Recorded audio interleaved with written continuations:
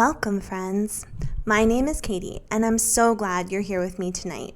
Thanks for joining me down the rabbit hole.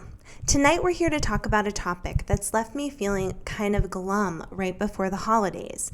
This video is all about the Todd and Julie Chrisley sentencing. On Monday, November 21st, the Chrisleys appeared in court to finally be sentenced for being found guilty of tax fraud and evasion. I'm not going to lie, after they were initially found guilty, I felt annoyed with the family and the entire situation. I especially have some ongoing resentment and negative feelings about everything that went down with Lindsay Chrisley. I don't really understand how all the money problems play into the weird estrangement with Lindsay.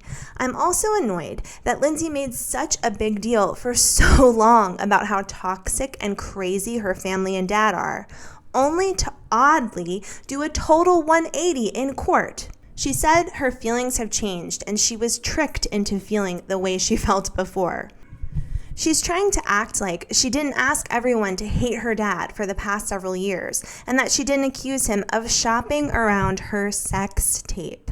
Back then, I was totally disgusted that Todd Chrisley would do something like that, but now Lindsay is making some vague claims that someone else, I don't know who, maybe the guy that testified against Todd in court, just manipulated her, and he was lying to her all along, trying to turn her against her dad. I still think this all seems really weird. None of it really makes full sense in any way, shape, or form. But anyway, I digress, because I ultimately gave in and I listened to the new Chrisley's podcasts where Savannah, Lindsay, Todd, and Julie all appeared together. And I don't know exactly how, but they kind of won me over again. So I don't really know what to say about it. It's like I'm in a toxic on-again, off-again relationship with the Chrisleys. How are you feeling about this family? Please comment and let me know below.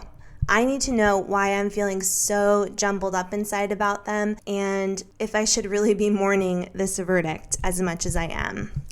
But anyway, the Chrisleys went into court fully prepared.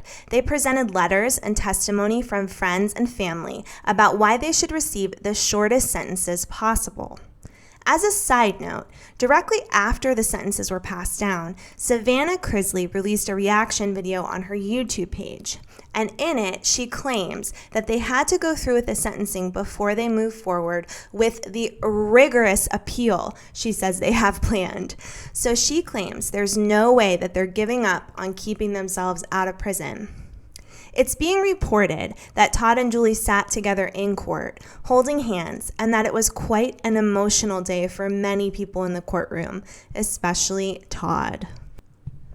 Shockingly, for most who have been following this case, Todd was sentenced to 12 years in prison with 16 months of probation following his release, and Julie was sentenced to 6 years in prison and then 7 months of probation. The most surprising news for me is that the judge specifically spoke out about the couple's earnest request to serve their time separately.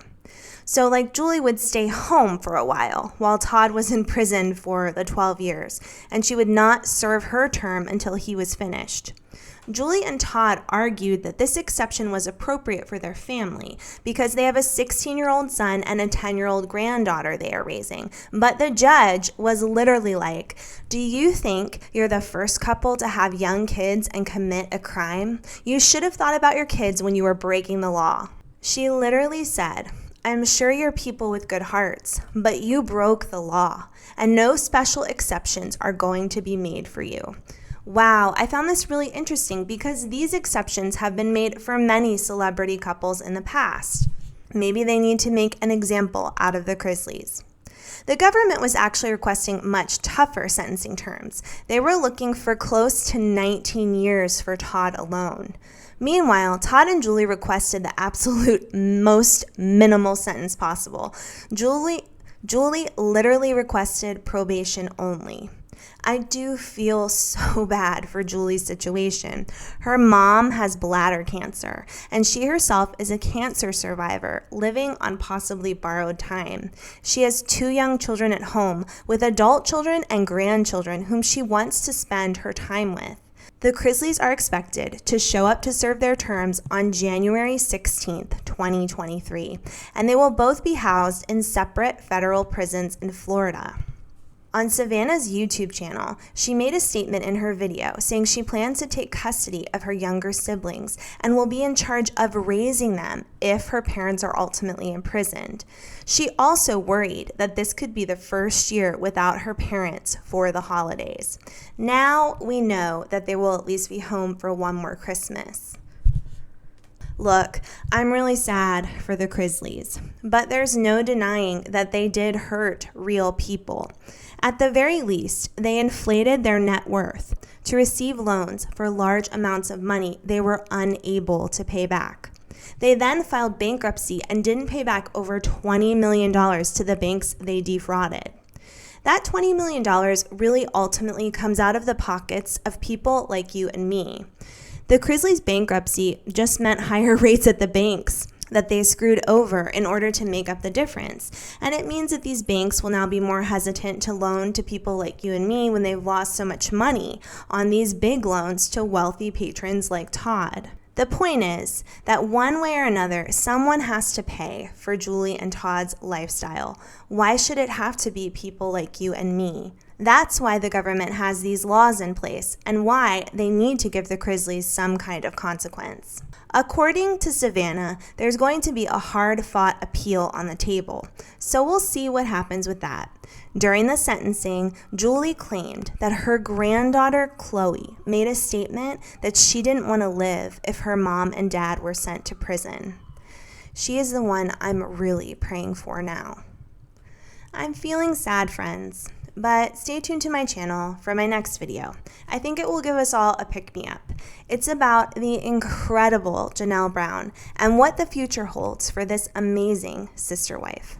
Until then, happy Thanksgiving week to everyone out there. Remember that family and memories, no matter how imperfect they may be, are really what make life worth living.